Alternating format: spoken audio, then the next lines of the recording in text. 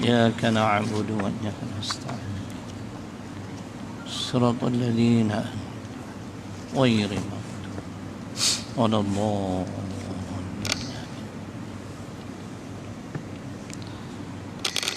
السلام عليكم ورحمة الله وبركاته.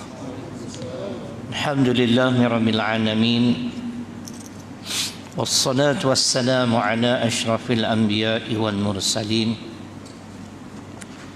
وعلى آله وصحبه أجمعين.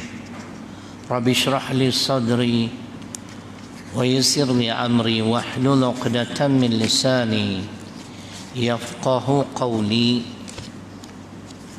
ولا حول ولا قوة إلا بالله العلي العظيم. Muslimin dan muslimat yang dirahmati Allah Subhanahu wa taala, kita sambung hadis yang ke-13. Bulan lepas sampai mana? Hari ini kepada Rasul lah. Malam ni Rasul. Ad-dinun nasiha. Qulna liman qala lillahi wa li kitabihi wa li rasulihi wa li a'immatil muslimin wa ammatihim. Hadis ni dalam kitab hadis 40, hadis yang ke-7 riwayat Imam Muslim. Yakni agama itu nasihat. Kami bertanya, nasihat bagi siapa? Siapa yang perlu diberi nasihat? Bagi Allah kita dah hurai.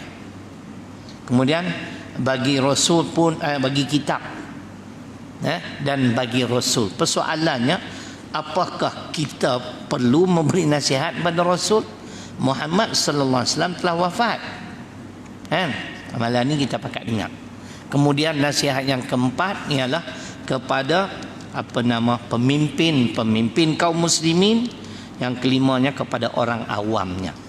Malam ni kita ambil nasihat untuk Rasul. Kita tengok di sini apa dia kata. Ke surat 10. Nasihat terhadap Rasulullah sallallahu alaihi wasallam, yakni mempercayai risalahnya. Risalah Islam yang beliau bawa jangan sesekali diragui. Kalau sebahagian kecil sahaja kita meragui risalah yang dibawa oleh beliau, kita ni Allah kategorikan berdasarkan hadis ataupun berdasarkannya hadis dan juga ayat Quran, kita dilabelkan sebagai golongan yang munafik di segi i'tiqad. Dia panggil nifaq i'tiqadi. Dia ada dua, nifaq amali, nifaq yang bersangkut paut dengan amalan. Apa dia? Hadisnya riwayat Imam Bukhari dan Muslim. Ayatul munafiqi salasun. Tanda munafik di segi amalan tu 3. Idza haddatsa kadzaba, bila bercakap berdusta. Saya selalu sebut, dalam kita mendidik anak cucu kita pun jangan cakap bohong. Tak boleh. Orang tua ni dia suka gempak budak, pilah tentu ada hantu, wazi. Tak boleh no. Kita berdusta tu. Kita nak tanam akidah, pilah tak mana pun ada Tuhan. Baru betul. Hantu, sampai ketua takut hantu. Pasal kita bohong. Jangan. Dalam mendidik anak-anak cucu kita jangan cakap bohong. Tak boleh. Dibimbangi masuk kategori munafik di segi amalan. Wa idza wa'ada akhlafa, apabila diberi, apabila berjanji dia mungkir janji. Janji wajib ditepati, banyak ayat-ayat Quran. Wa idza tumina khana, apabila diberi amanah, dia mengkhianati amanah. Jadi makna kita wajib kena percaya. Yang tu nifaq di segi amalan. Nifaq i'tiqadi ada 6. Saya pun tak ingat. Salah satunya yang tu, yang saya sebut ni dalam kitab Lu'lu' wal Marjan. Hadis dia baca tadi, dia sebut nifaq amali dan nifaq i'tiqadi. Nifaq i'tiqadi dia ambil dari Quran dalam surah An-Nisa 145. Innal munafiqin fid darkil asfali minan nar. Orang yang munafik di segi i'tiqad ini, kata pengarang kitab Lu'lu' wal Marjan tu, himpunan hadis Bukhari, akan diletakkan di bawah neraka. Salah satunya hadis sebut, sekiranya kita meragui, kita mendustakan sebahagian risalah yang dibawa oleh Nabi. Urusan akidah. Walaupun sebahagian tak boleh. Soal akidah mesti 100%. 99% percaya, 1% tak percaya, dia jadi jenis ni lah, jadi munafik di segi keyakinan. Nifaq i'tiqadi dia panggil dalam kitab Lu'lu' wal Marjan. Mempercayai risalahnya, percayalah, ni satu risalah yang paling sempurna. Beriman kepada segala apa yang dibawanya, itulah percaya. Iman ni percayalah, dan kepercayaan ini wajib disertai dengan amalan. Percaya tapi tak buat, takut masuk kategori kufur. Falamma ja'ahum ma'arafu kafaru bih fala'natullahi 'alal kafirin. Dalam kitab ni ada dalam surah Al-Baqarah ayat 89, muka surat 35. Dengar makna ayat yang saya baca tu, Ustaz.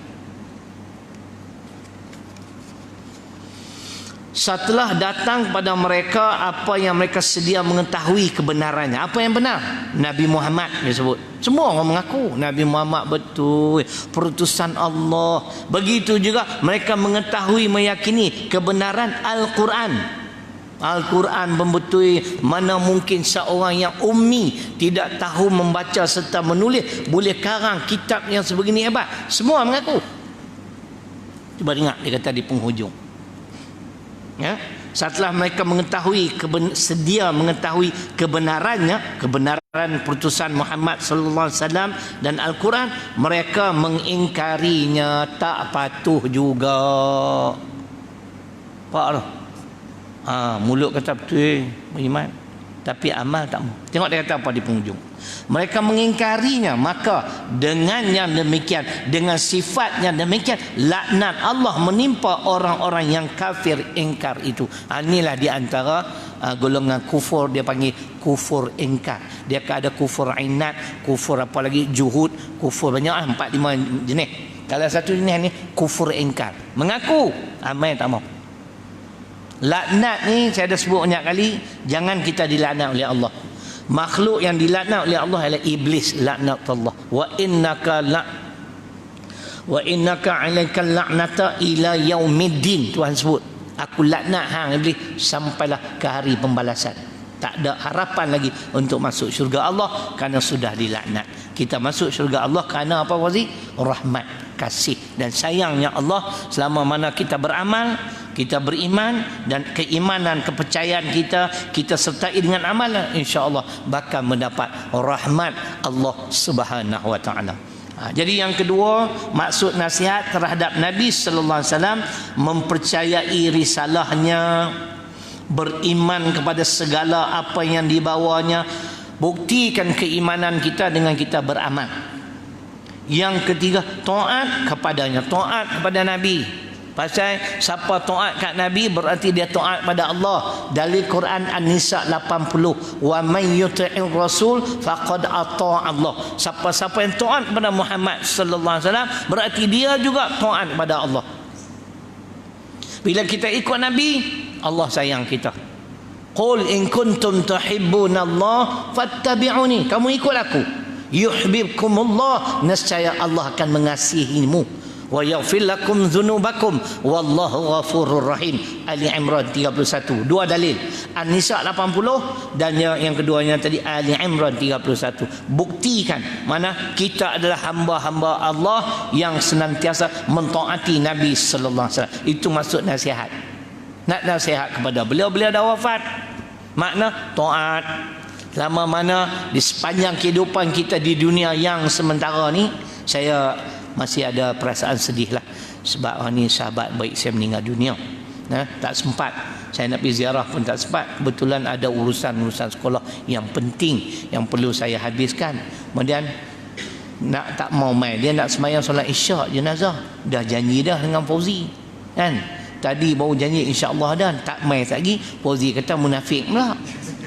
Dia baca beli hadis tu aku jam. Kan? Kan janji tadi elok, tapi saya janji pun insya-Allah lah saya kata kan. Memang tak mau sedih lah. Jadi marilah kita sama-sama membaca suratul Fatihah. kita hadiahkan pahala bacaan kita pada semua yang telah meninggal, termasuk sahabat saya ni, insya-Allah, Syamsuddin. Al-Fatihah. Ar-Rahmanir-Rahim. Iyyaka na'budu siratal ladzina an'amta 'alaihim waladdallin. Amin. Mudah-mudahan Allah merahmati beliau, insya-Allah. Di dalam alam barzakh, seterusnya pada hari pertemuan dengannya, insya-Allah, dengan rahmat Allah dimasukkan ke dalam syurganya, diampunkan segala dosa dan kesalahannya, begitu juga dosa kesalahan kita, insya-Allah. Baik, seterusnya yang disebut nasihat terhadap Rasulullah, mentaati. An-Nisa 80, dalam surah Ali Imran 31. Kemudian membela. Kita kena bela Nabi sallallahu alaihi wasallam. Tambah hari ini, kebelakangan ni, penghinaan demi penghinaan, dilemparkan ke atas agama Islam, Nabi kita, undang-undang Islam kita.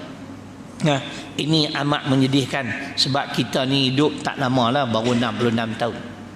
Tapi dulu-dulu sahabat, zaman kita, kita tak pernah dengar orang bukan Islam cerca agama kita. Tiada.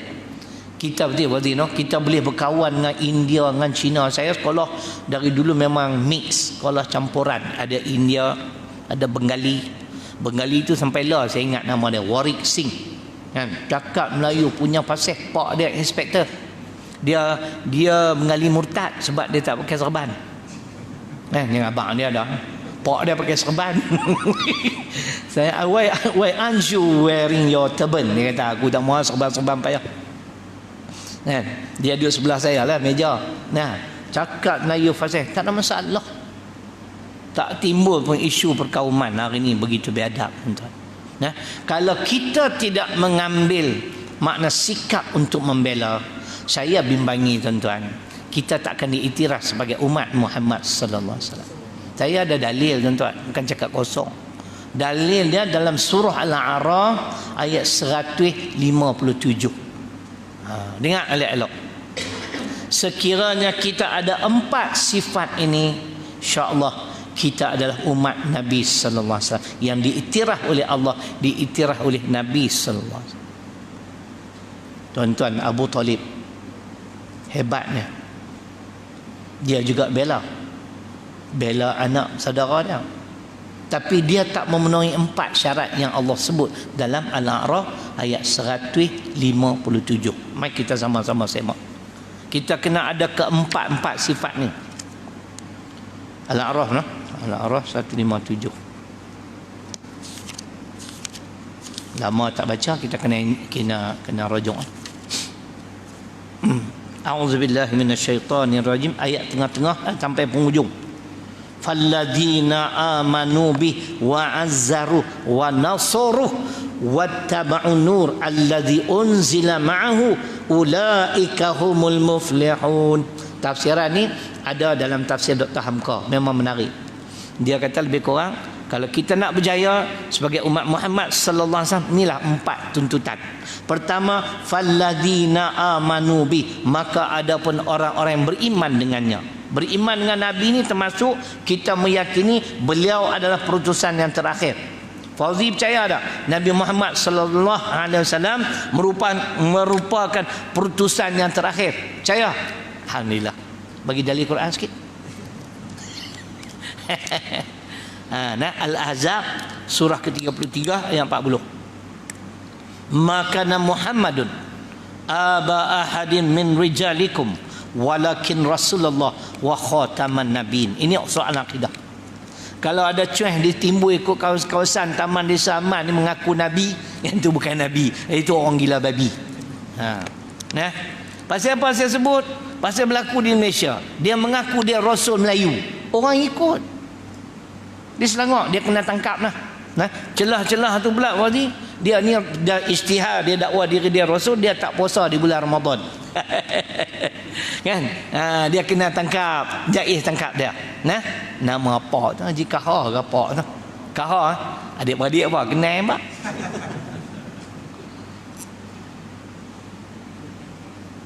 Tak, saya nak abang. Saya baca dari Quran Al-Ahzab ayat 40. Percaya. Tak ada dah Nabi, tak ada dah Rasul selepas kewafatan Nabi sallallahu alaihi wasallam.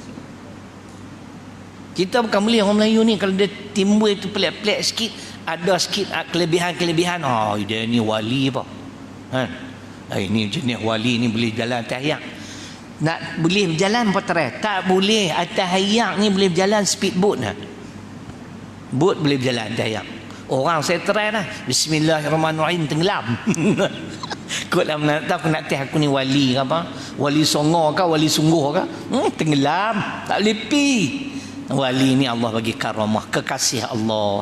Ala inna awliya Allah la khaufun alaihim wa la hum yahzanun alladzina amanu wa kanu yattaqun. Surah Yunus ayat 62 63. Pengertian wali, wali adalah hamba-hamba Allah yang beriman dan bertakwa.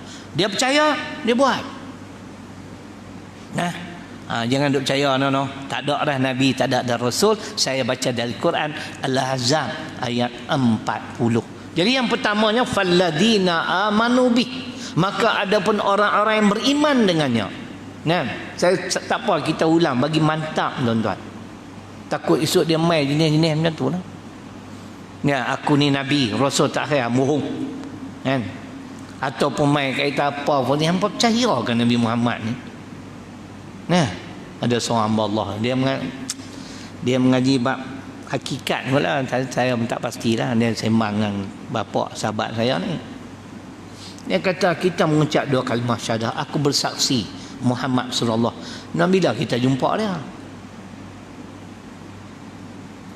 Tapi kalau dia cakap dengan saya kata tengok hadis riwayat Imam Tabrani.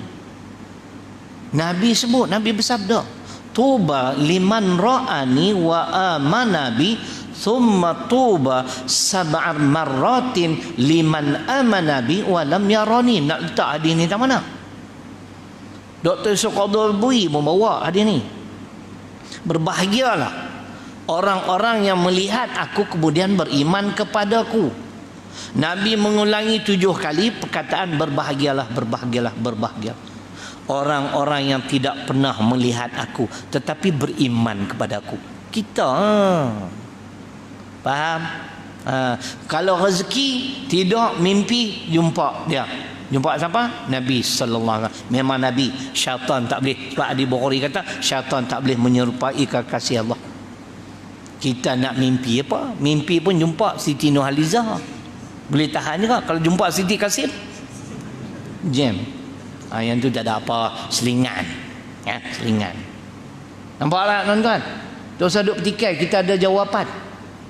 Kita meyakini beliau pernah wujud. Nama beliau disebut dalam Quran 5 kali, nama Muhammad. Ali Imran 144, Al-Ahzab 40, surah Muhammad surah ke-47. Kemudian ayat kedua dalam surah itu disebut Muhammad, dan ada lagi dalam surah Al-Fatah ayat yang terakhir nama Muhammad disebut 5 kali. Siapa Muhammad? Ini benda-benda soal akidah tuan-tuan. Jangan kita terpalit dengan dakwah-dakwah yang sesat lagi menyesatkan. Berimanlah kepadanya. Memang dia kata lagi, alah dia macam kita. Sebab pun puak-puak Islam liberal tak mau ikut Muhammad. Kalau hang tak mau pakai hadis, hang ikut dah Quran. Memang dia sama dengan kita, tapi apa yang membezakan kita dengan dia? Syekh, dia ambil gambar banyak kali takkan tak ingat. Qul innama ana basyarun mislukum, qul innama ana basyarun mislukum yuha ilayya. Yang membezakan aku dengan kamu, aku dipandu dengan wahyu. Wa may yantiqu 'anil hawa in huwa illa wahyu yuha. Yang tadi Al-Kahfi 110, yang kedua Suratul Najmi 3 dan 4. Itu makna falladzina amanu bi, maka adapun orang-orang yang beriman dengan Nabi sallallahu alaihi wasallam. Sampai tahap tu risalah beliau kalau sikit pun kita tak beriman, lingkup nifaq i'tiqadi, kekal dalam neraka. Ni soal akidah. Jadi yang pertama tuntutannya falladzina amanu bih, maka adapun orang yang beriman dengan Nabi sallallahu alaihi wasallam. Kemudian wa'azzaru, memuliakan Nabi. Yang ni kita semua buat, sambut Maulidur Rasul, belarak, selawat. Tak cukup, dia 4. Tak cukup. Kalau takat kita banyak berselawat, kita nak berdakwah, aku ya Rasulullah, masa aku hidup di dunia aku senantiasa berselawat pada engkau, agak-agak clear. Sebab dalam hadis Bukhari sebut al-mar'u ma'a man ahabba. Manusia di hari akhirat kelak dia akan bersama-sama dengan orang yang dia kasih. Adakah kecintaan kita kepada Nabi memandai dengan berselawat? Tak. Amal isi kandungan dia. Kembali pada Ali Imran 31 tadi. Ikut aku. Amal sunnah aku. Nah, jadi cerita macam tu. Dia kata lagi di sini, wa azzaru, kalau takak memuliakan Nabi. Abu Lahab kata apa? Sembelih 100 ekor unta, sambut kelahiran anak menakan dia, sahabat. 100 ekor unta, lah seekor lah 10,000. Berapa? Sejuta. Ada. No. Banyak. Sejuta. Duit dulu. Tu pun jangan lawan hangit. Dajjal dia pula ni. Boleh panggil Dajjal tak? Tuhan pun celah dia dalam Quran. Dia tak? Tuhan celah dia. Celaka hang ni. Nah, bila Nabi kumpul ramai-ramai, 3 tahun pertama Nabi berdakwah secara rahsia. Selepas turun fasda' bima tu'mar wa a'rid 'anil musyrikin dalam surat Al-Hijri ayat 93 atau 94. Nanti saya tengok. Tuan-tuan dengar nah. 93 atau 94 dah ayat tu. Surat Al-Hijri nah. Surat 15.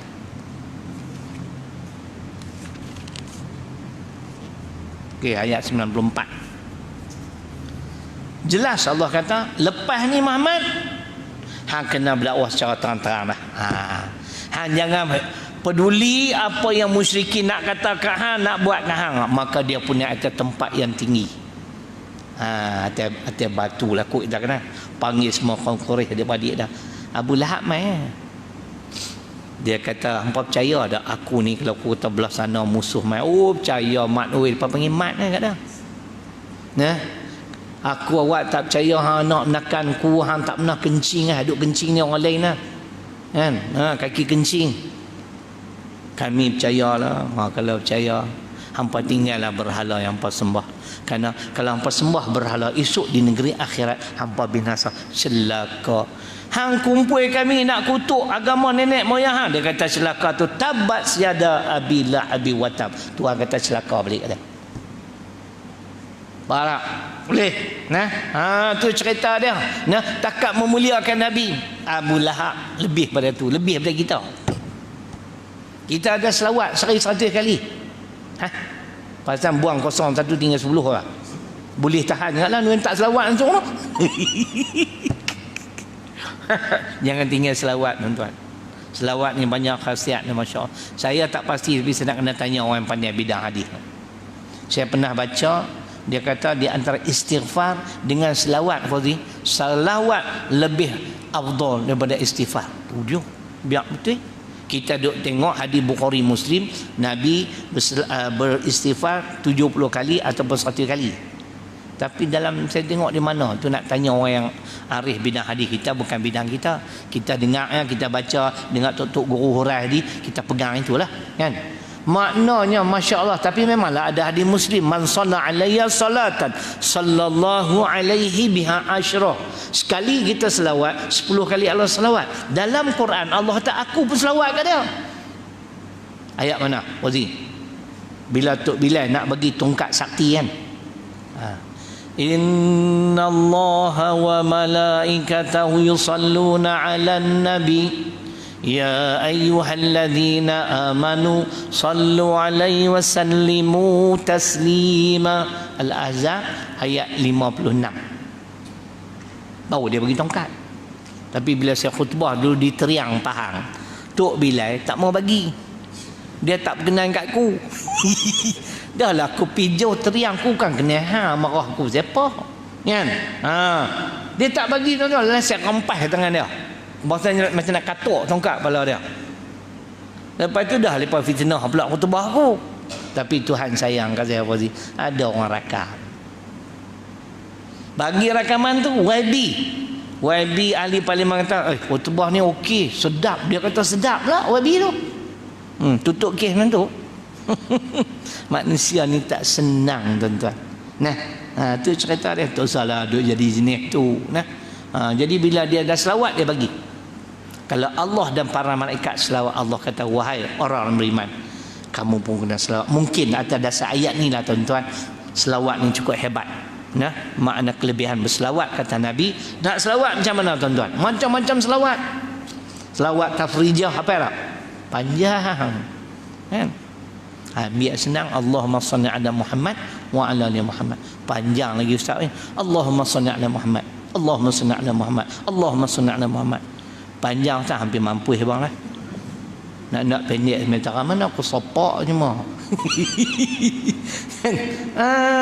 Nah, jangan sampai tak selawat. Itu di antara memulia. Dan kita buktikan, kita memuliakan beliau, kita beramal dengan risalah yang beliau tinggalkan kepada kita. Tu baru betul. Baru berkenal dengan hadis al-mar'u ma'a man ahabba. Manusia di hari akhirat kelak dia akan bersama-sama dengan orang-orang yang dia kasih. Hoi Syarilu, hang betul kasih kat Muhammad. Mana ada? Hang ikut sunnah dia. Sekali lagi saya abang lah apa dia sunnah dia 3. Nah. Hang amal risalah yang dia tinggal. Alhamdulillah. Betul. Hang akan bersama-sama dengan dia. Mudah-mudahan. Nah, baik. Yang ketiga, setelah memuliakannya, wa nasaruh, bela, tolong dia. Abu Talib tolong, tuan-tuan. Dia kata apa sahabat? Nah, kepada musyrikin Mekah. Hampa nak buat apa-apa ke anak menakanku, dia cakap orang putih, over my dead body, langkah mayatku tu. Cakap orang putih, langkah mayat aku dulu, hampa nak sentuh kawan ni. Tuan-tuan tahu tak macam mana Saidina Hamzah memeluk agama Islam? Sedangkan dia tak pernah peduli aktiviti anak saudara dia ni, pak menakan tak? Dia minat dia ialah hunting, memburu. Itulah kerja dia. Keluar kota Mekah, dia memburu. Satu hari dia balik, dia dapat maklumat anak menakan dia cedera kerana dicedera oleh Abu Jahal. Tu yang nenek angin. Dia sayang anak menakannya, dia memuliakan anak menakannya, tapi dia juga tolong. Dia pergi kat Abu Jahal, tarik janggut. Mereka semua jangan janggut panjang. Ni last warning. Hang sentuh anak menakan ku sikit lagi, balik awal hang. Tukar alamat pergi Batu Dua. Dan aku nak habaq kat hang. Aku nak pergi jumpa Muhammad lah juga, nak isi borang jadi ahli semua hidup. Allah, Abu Jahal tak masuk Islam tak dah. Faham tak? Tu punca tu ya. Dia sayang sungguh anak menakan. Dia tak peduli. Tapi bila hang sentuh, dia bela. Itulah kita kena buat, tuan-tuan. Faham sahabat? Kita kena bela. Ungkapan penulisan yang biadab terhadap Nabi kita, kita kena bela. Tapi kita jangan mencemuh agama orang.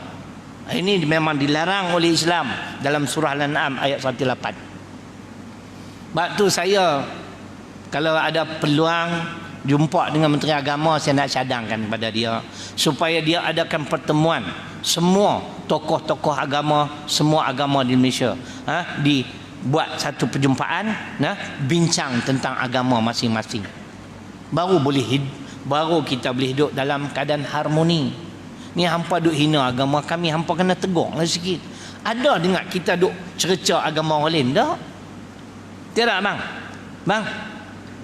Tak angguk kan? Tak angguk tak apa.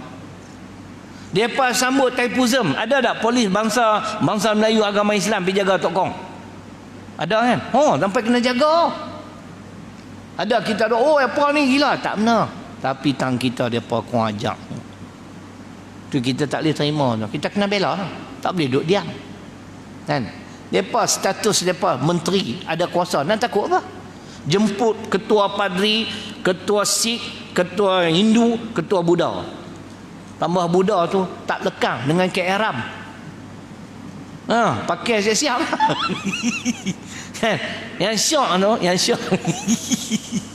Kan? Dia pakai sebiji macam kita belajar. Kan? Dia tutup kiri, buka kanan. Cuba tengok. Kan? Kita tawaf tuan-tuan, kena buka kanan. Jangan kiri kita menghadap Kaabah. Sebab Nabi dia tutup kiri, buka kanan. Dia nak tunjuk dia punya sendo tu kat musyrikin. Aku mai jauh pun aku boleh lagi tawaf. Kan? Tengok kemas. Kita terbalik, tutup kanan, buka kiri, tunjuk kat Tuhan. Kalau tengok, kalau tak silapnya Sami pun dia tutup kiri, buka kanan. Kan? Tapi oren lah, orang dia kainnya tu tak syok gitu. Kan? Orang putih, dia warna apa pun boleh, tapi yang sunnahnya memang putih. Nah, tu cerita dia. Jadi makna kena bela dia. Tu yang masuk Islam. Bila berlaku perang Uhud, Allahu Akbar, Sayyidus Syuhada Hamzatu, thumma rajulun qama ila imamin jaib fa amarahu wa nahahu wa qatalahu, rawahul Hakim. Nabi sebut penghulu segala syuhada ialah bapa nakanku Sayyidina Hamzah. Ingat tuan-tuan, orang yang mati gugur kerana memperjuangkan Islam tidak mati. Dari Quran dua, salah satu Ali Imran 169, lagi satu Al-Baqarah 154. Depa hidup macam kita hidup dalam satu alam yang wajib kita kena percaya. Empat tak percaya rosak akidah. Memang tak ada dalam rukun iman, tapi ini benda yang berkaitan dengan akidah. Allah sebut wala taqulu liman yuqtalu fi sabilillahi amwat bal ahya walakin la tash'urun. Jangan kamu mengatakan orang yang gugur kerana memperjuangkan agama Islam itu mati, bahkan mereka hidup. Mereka tak mati. Cuma kamu sahaja yang tidak menyedarinya.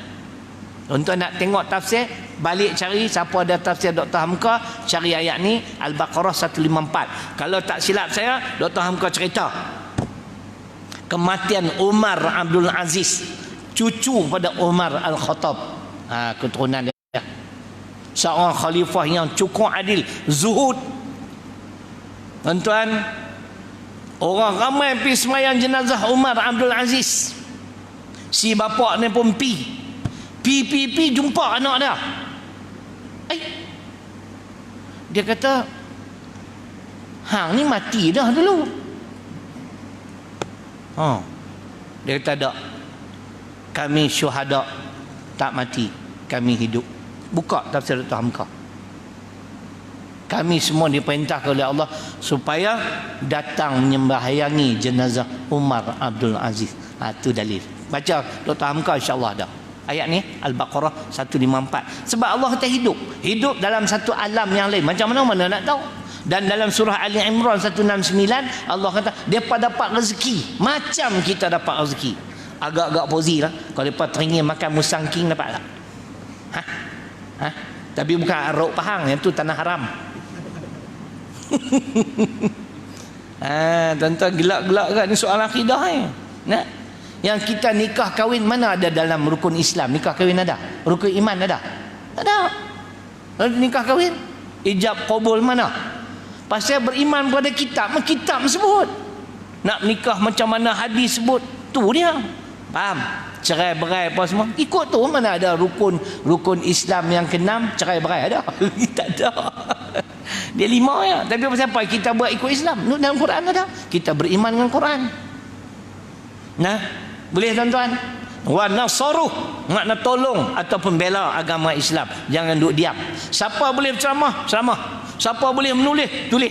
Itu semua masuk dalam lingkungan erti kata berjihad. Dengan penulisan, berjihad dengan lisan.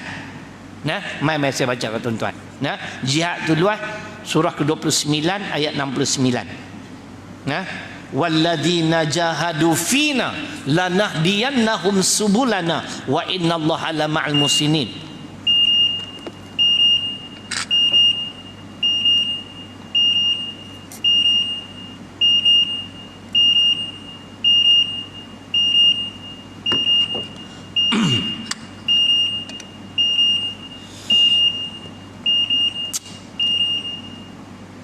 Baik. Kita bila sebut jihad, jangan duk nampak perang saja. Berjuang untuk menegakkan Islam ialah dengan berusaha mengembangkan ajaran-ajarannya dan kebudayaannya. Itu pun berjuang juga. Menangkis tuduh-tuduhan golongan lain dengan syarahan dan tulisan. Itu jihad juga. Jangan duk nampak perang. Nah, perang ni dalam bahasa orang putih last resort. Ikhtiar yang terakhir sekali. Kalau kita pi berunding pun tak mau juga, duk keras pada pula dia nak serang ah, masa tu pun kita tabur bagi lumat tu lah. Hidup pun tak guna, duk kacau orang kan. Dan dia kata, dan mengangkat senjata, dia pun letak terakhir, menentang pencerobohan musuh yang menyerang umat Islam dan negara Islam. Masa tu baru boleh perang. Dia tulis ni, ada sandaran Quran tu, Al-Baqarah 190. Ingat masa mana Islam membenarkan kita berperang? Lama tak baca, tak ingat kan? Tapi insya-Allah lah 190. Lepas tu kena ingat kuliah tuan-tuan. Esok malam orang lain pula, cara dia pula. Kalau tuan-tuan duk rajin ikut lama-lama jadi ustaz. Ni pun Fauzi saya nampak punya ustaz kan ni. Nampak lah tapi tak lagi lah kan? Kita pun belum macam tu sahabat.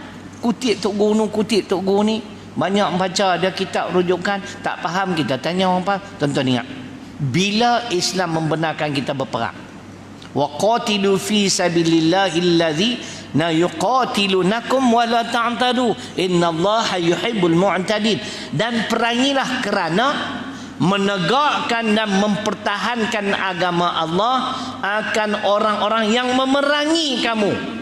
Lagi dia kata, dan janganlah kamu menceroboh dengan memulakan peperangan. Lagi boleh negotiate, boleh bunding lah. Faham tak? Apa makna Islam? Selamat, sejahtera, bukan agama perang. Nampak tuan-tuan? Tapi kita duk kena bully lah. Masa tu baru kita mempertahankan diri. Oh, pertahankan harta diri kita. Kalau mati, fahuwa syahid. Fahuwa syahid. Ada 5-6 benda hadis Tirmizi sebut. Hatta sehingga kita mempertahankan maruah keluarga. Dia main nak menceroboh keluarga kita, kita lawan dengan dia, kita terbunuh, kita syahid. Boleh? Syahid di akhirat. Di dunia orang semayang macam biasa lah kan? Tapi tak apa, syahid di akhirat. Yang kita nak dunia akhirat Allah, kerana menegak, memperjuangkan agama Islam. Dan kerana sesungguhnya Allah tidak suka pada orang-orang yang menceroboh. Jangan memulakan peperangan. Tu dalil. Boleh tuan-tuan? Jelas tak ni? Nak abang ni? Jelas tak sahabat? Macam duk menu, macam duk pening ni ya? Boleh no? Saya mampu cakap tu lah, nak banyak-banyak, tapi saya suka kait dengan dalil Quran dan hadis. Kalau orang nak kata tak betul tu, minta maaf lah. Kita pun boleh cakap tu ya Syekh. Tidak tak? Tak angguk main duduk tadi. Nak pergi hilang ngantuk kata apa. Saya bagi dalil bila boleh berperang. Jangan menceroboh, jangan memulakan peperangan. Allah tak suka berunding. Lagi boleh bundi. Jadi sebab tu kita kata buat round table, semua ketua-ketua agama di Malaysia ni main duduk sekali. Di antaranya kita bangkitkan isu arak dan judi. Tanya mereka, agama hang kata apa? Semua ketua-ketua agama kata haram, arak haram. Kita haramkan, kerajaan wajib haramkan. Sebab apa? Agama lain pun kata haram. Kalau agama dia kata tak haram, itu tak boleh. Sebab itu akidah dia, tak boleh paksa. Ada Quran Al-Baqarah 256, tak boleh paksa. Oh, yang kena ikut cara Islam, tak boleh. Sahabat Nabi pergi jumpa Nabi, aku nak paksa kedua-dua anak lelaki ku memeluk agama Islam. Turun ayat la ikraha fid din, tak boleh paksa. Biarlah depa dengan keyakinan mereka, mereka dengan akidah mereka. Depa rasa boleh menterik darah babi. Kan kita katalah agama depa kata tak salah, lantak bi. Kita jangan halang. Tapi kalau seorang acong yang duduk di Taman Desa Aman pi bela babi sampai 100,000 ekor, itu orang panggil gila babi. Kan? Hang seorang bela 2-3 ekor dah lah kan? Kena hormatlah keliling ni Islam. Nak ni Islam dari tahap tu tuan-tuan. Jaga keharmonian hidup bermasyarakat, saling hormat menghormati. Biar pi kat dia, dia nak sembah tokoh dia punya pasal kita duk kutuk dia, saya dia kutuk pula kita. Baik, dia kata sini nak membela Saidina Hamzah bela Islam, bela kekasih anak nakanah Abu Talib, bela. Kemudian dia kata apa lagi? Wa nasaruh wattaba'un nur. Yang keempat, ikut cahaya Al-Quran, allazi unzila ma'ahu, yang diturunkan pada Nabi. Kena ikut tuntutan Al-Quran dan As-Sunnah. Malangnya Abu Talib, dia ada dua saja. Dia tidak beriman pada Nabi, dia tak ikut Quran, dia hanya memuliakan Nabi dan menolong Nabi. Dia pun kafir, tuan-tuan. Kena faham ayat ni. Dia 4 tuntutan dia: beriman, memuliakan beliau, menolong beliau, agama beliau. Yang keempat, percaya, amal, isi kandungan Quran. Baru ulaika humul muflihun, mereka inilah golongan yang beruntung. Siapa yang beruntung? Umat Muhammad yang ada 4 sifat. Boleh bang? Boleh bang? Nampak duk penuh mata aku lama ni. Kotlah tak clear kan? Tak clear, esok ustaz dia main apa tanya ustaz tu pula. Jangan tanya aku boleh cakap tu baik. Menghidupkan sunnah. Ni enak bang. Sunnah ni ada berapa? 3. Sunnah sunat, sunnah wajib, sunnah haram. Sunnah ni apa dia, tuan-tuan? Peraturan yang berdasarkan kepada perkataan atau perbuatan Nabi. Itu kata sunnah. Boleh tak? Boleh no? Sunnah makna peraturan berdasarkan kepada perkataan Nabi ataupun perbuatannya. Itu sunnah. Sunnah sunat. Ini yang kita nak buat ni. Pak Haji pakai serban. Pak Haji, Tok Bilal pakai serban, Tok Bilal kemas. Sunnah pakai serban. Tapi jangan duk ketanya ustaz. Ustaz dah tawat tak pakai. Lah aku pahala banyak dah ustaz. Nampak tu baru nak start pakai. Contoh. Dulu saya pakai serban tapi saya tak pandai ikat. Nampak macam mengalir roti je. Tu yang aku tak mau. Aku nak pakai apa pun saya ni tuan-tuan. Pakai apa mau smart. Saya tak mau pakai cincai-cincai. Tuan-tuan tengok saya pernah, tuan-tuan tengok rambut saya panjang. Seminggu sekali saya trim. Saya tak pernah panjang. Bulan 4 kali. All the time look smart, you know. Pakai pun gaya-gaya. Takkan jubah ni tak elok. Jubah ni tak pun nak elok. Kedut 6 tu. Kan? Ni kepiah ni tu harga 210 ni Fazi. Tempah. Kepiah Fatah 210. Kepiah saya semua harga 100 lebih. Ni yang paling mahal 200. Pula Ensure tu, dia bubuh dia punya logo, bawah ni nama Syahrir. Pozi curi aku lari cari hang je lagi. Dulu saya bubuh logo Kedah, halah saya bubuh nama saya. Dan memang macam tu, apa pun pakai biar smart. Kalau saya pergi ceramah di pejabat, saya bagi sesuai dengan pejabat. Pakai baju elok sikit, seluar, kasut mahal. Kan? Bawa beg pemberani, beg ni mahal ni, beg Alain Delon. Ni, berapa ratus ni aku beli. Bukan cokianya, jam pun tisar. Kan? Beg duit baru tukar, 2 tahun sekali tukar. Alain Delon ni tak. Tu baru beg duit, dalam tak tengok lagi macam mana. Nak bantu agak apa. Saya jenis tak mau cincai-cincai dalam hidup. Buat kerja pun bagi kemat. Alhamdulillah hari ni mudah-mudahan rezeki kami mai. Melalui seorang sahabat kita doakan kami buat bangunan 2 tingkat tuan-tuan. Habis kat 500,000 dah. Sahabat ni kata dia nak bawa seorang hamba Allah ni mai jumpa ustaz. Kan? Dia kerja dia duk kira cukai orang. Tax agent dia panggil. Dia ambil komisen lah sikit. Jadi dia recommend mana orang yang ambil yang suruh kira cukai kat dia, bayar melalui kami sebab kami ambil zakat. Kami dapat sikit, kerajaan dapat sikit. Kan? Mailah saya pun hari ni pilah tu yang saya banyak kerja tak ada nak pergi ziarah jenazah. Rupanya takdir Tuhan yang mai tu dia kata ayah dia kirim salam. Pulak dah. Ayah duduk mana? Kampung Herod. Tahu Kampung Herod? Kampung Hariat. Tak kenal? Pulau Pinang lah Pozi oi. Aku pernah duduk sana. Dia kata kirim salam kat ustaz, abang ustaz dengan aku ni satu kapal. Aku kan bila aku mai daripada India. Kan? rupanya member lama. Kalau ada rezeki kami tuan-tuan banyak dia main tadi. Nah, 200,000. Kan kami mungkin dapat 100,000. Jadi tu yang kita duk minta duk pohon. Besok nak kena pergi settle semua cek-cek. Kita bidang kita. Kan? Terpaksa korban lah. Masa apa semua. Kan? Patutnya tadi lapak Tok Bilal. Main dapat 200,000 kenyang terus. Walaupun bukan duit aku. Tok Bilal tak dengar ke aku dapat duit banyak Tuan-tuan ingat saya ni buat kerja dakwah ya. Banyak kerja. Nah, patutnya esok saya kena bagi satu taklimat tentang akaun. 4-5 orang dah main dengar. Tak ada esok nak kena pergi balik sak tu. Urusan cek-cek tu semua. Nak pastikan benda ni beres. Tuhan takdir tengok cantik kita duduk. Pak dia kawan kita tu saya kata dah. Pak hang kawan aku lepas ni kita berurusan lah.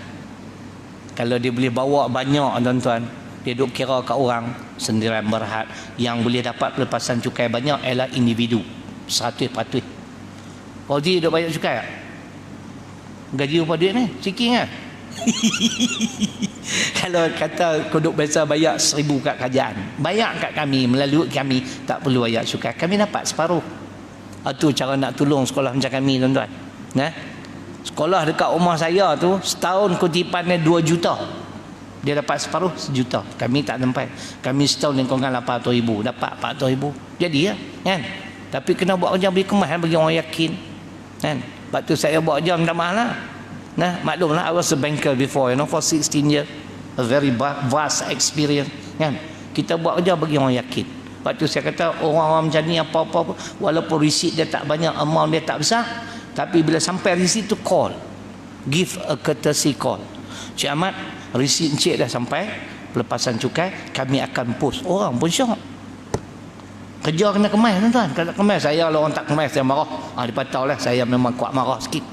Sebab saya mau orang kerja macam saya. Tuan-tuan tengok saya kuliah saya. Macam tu je. Quran, hadis, rojok nur. Bukan duk main pam-pam-pam. Dia Syekh. Tak ngangguk meduk ni.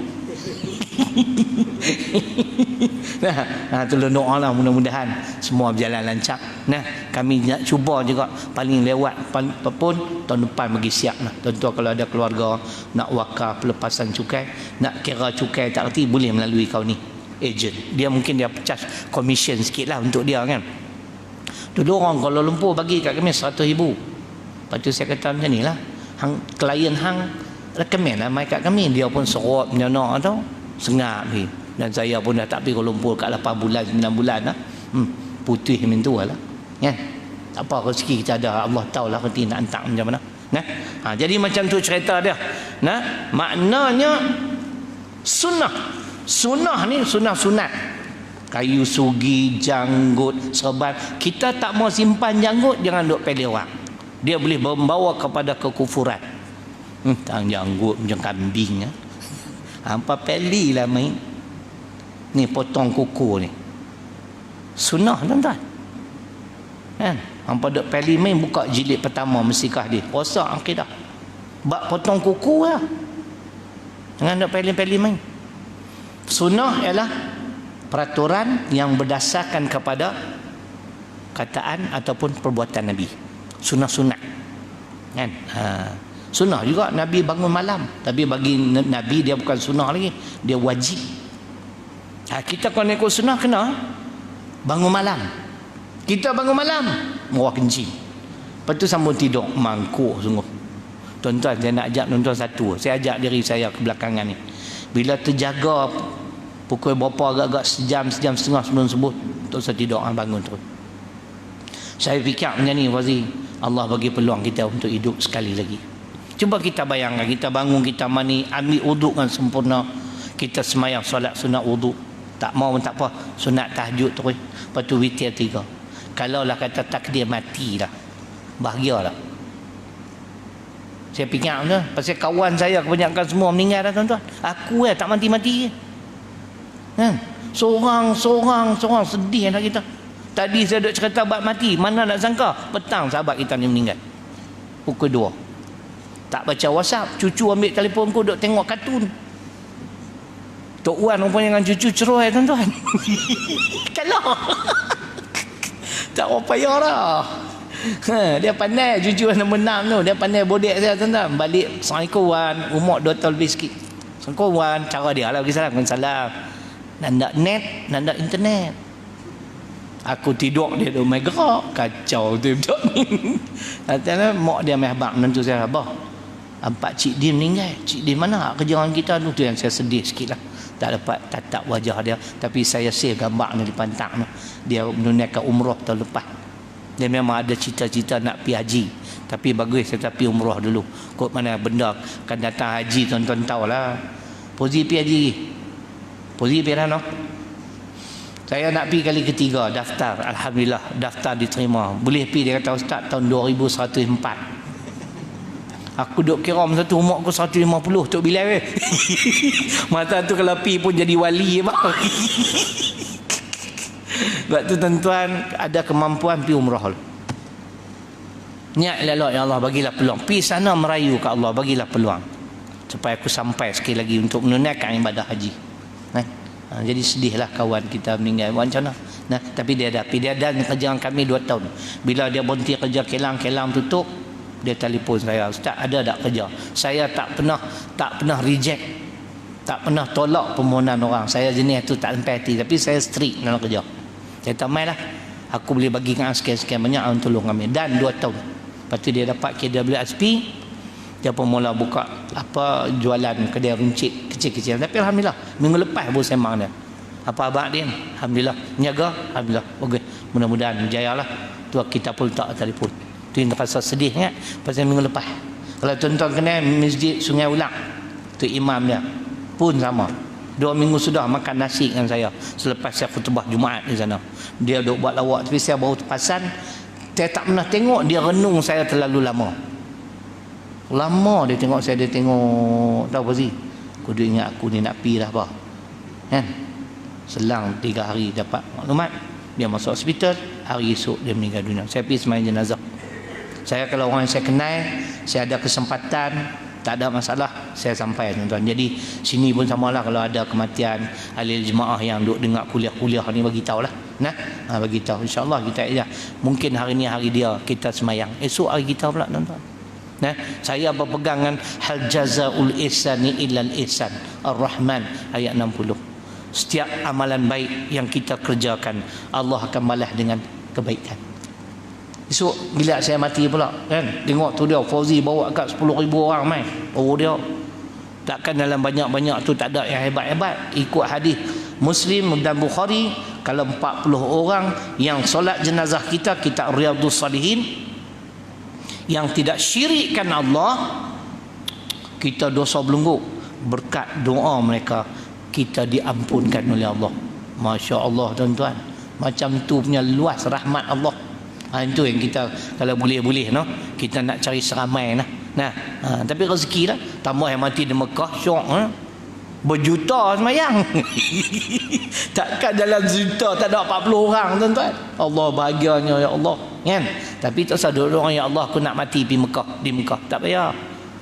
Mati tak mana pun kalau beriman semua selamat. Pasal duk tengok Abu Lahab, Abu Jahal mati di Mekah. Bahagia ke dia? Dia ada jawapan tuan-tuan. Tu cerita dia, jangan lawan Islam. Lawan Islam binasa. An-Nisa 97, At-Taubah 84, dalil semua ada. Jangan lawan Islam. Sokong pun jangan Islam. Baik. Itu sunnah. Sunnah yang kedua, sunnah wajib. Saya pendengar ustaz ceramah ni, saya catat. Kita tak tahu atas sunnah ada 3. Sunnah wajib ialah menegakkan negara Islam. Saya bagi dalil Quran At-Taubah 40. Itu kewajipan menegakkan sebuah negara Islam.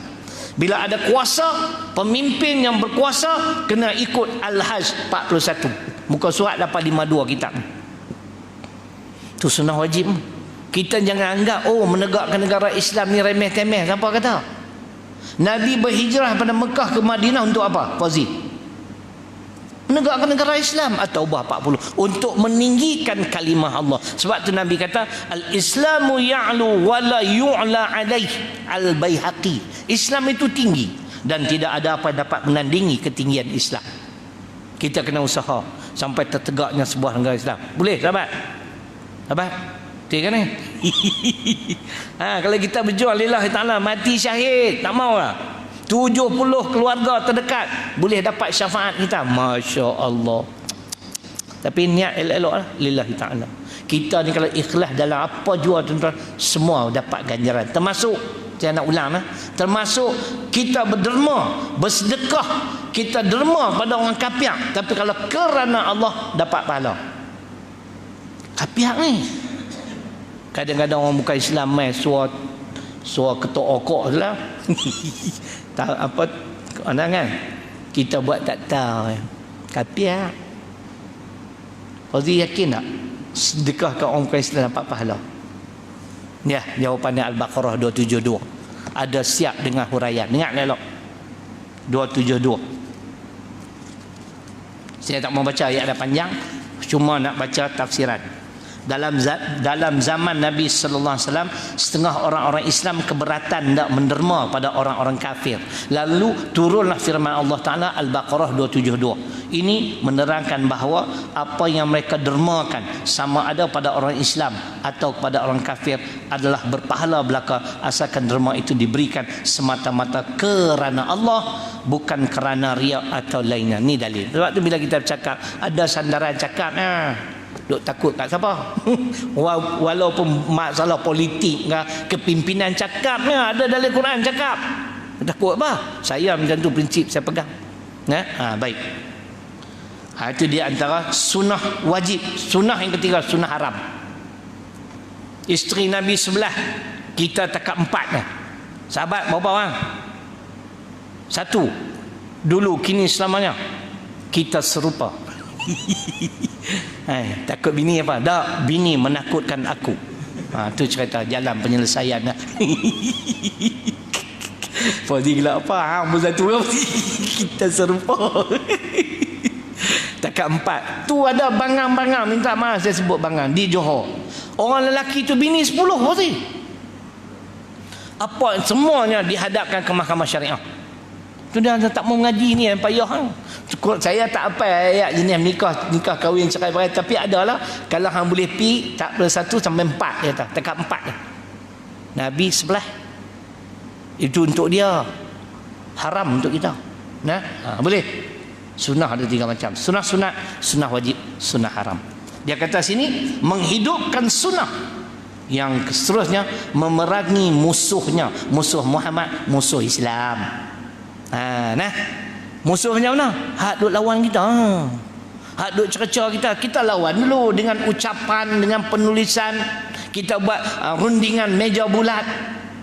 Nampak dia keras kepala orang kan? Duk main pergi kacau. Sebab tu peperangan pertama, perang Badar, Nabi hanya bertindak setelah Nabi berhijrah ke Madinah pun melepas kacau. Kacau tu Tuhan suruh perang. Baru Allah izin. Aku izin untuk kamu berperang. Tengok, pasal kami dua elok dah, jauh pada hampa main kacau. Memerangi musuhnya, musuh Muhammad sallallahu alaihi wasallam, musuh Islam, dan menolong orang yang menyokongnya. Tu dia. Dia suruh kita tolong. Mana-mana golongan yang menyokong atau yang memperjuangkan agama Islam ni, kita kena tolong. Jangan duk pergi lawan pula. Aduh, letih tuan-tuan. Ada satu ustaz dalam video saya tertariklah, dia cakap Indun kot. Dia kata kenapa kita buat semua benda ni? Sebab Nabi yang kita duk mengucap 2 kalimah syahadah, dia buat, dia tegakkan negara Islam. Kita kena tegak negara Islam. Tu baru pengikut dia. Apa yang dia buat kami nak buat.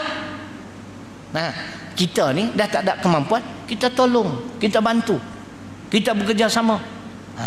Tu cerita. Itu di antara makna. Di sini pun lebih kurang lah, tak ada lah, sama lebih kurang macam ni. Jadi itulah sedikit untuk malam ni, nasihat untuk Rasul. InsyaAllah umur panjang. Bulan depan kita bahas nasihat untuk pemimpin dan orang awam. Kita habiskan tu. Macam mana nasihat pemimpin orang awam. Kalau ulama tak bahas, dia tak syarah hadis ni, saya pun tak boleh faham. Nasihat macam mana kat Nabi dah wafat. Hari ni kita nampak dah, itu di antara huraian. Jadi sekadar tu insya-Allah, maklumlah kita kena patuh juga tuan-tuan SOP. Cuma saya pesan tuan-tuan kalau pergi makan di restoran, pastikan tulis, ambil temperature tu. Sebab kalau dia main buat spot check, nama tak ada, tuan-tuan, dia cas 1,000. Kita makan nasi kandak RM15. Kena 1,000 tak berbaloi. Nah, ni saya pesan untuk diri saya lah. Nah, kalau nak bagi selamat senang. Kita pergi seorang tulis siap-siap nama kita. Buah pila 36.1, jangan buah 40.1 sudah lah. Kan? 36.1 bohong-bohong sunat. Buah nama Syarilong. Nah, kawan saya ni dia selalu tulis, kadang saya lupa. Tapi kalau saya ingat saya scan lah. Ini untuk keselamatan kita lah. Nah, kita jaga kita lah, tuan-tuan. Nah, pasal tuan-tuan tengok terus meningkat, terus meningkat. Tak tahu hari ni saya tak tengok meningkat tak tahu. Nak meningkat lagi. Kedah. Saya nak pergi Selangor, nak pergi Kuala Lumpur, nak pergi Terengganu bulan ni. Dia pun mesti tanya, Ustaz, kata Kedah terus. Tak saya duduk Pulau Pinang lah ni. Aku nak cari negeri yang tak ada. Orang nak pergi kita pun takut. Patutnya ada satu sebuah masjid. Dia memang tak ceramah Maulid Rasul. Dia dengar Kedah Serabun tak edit.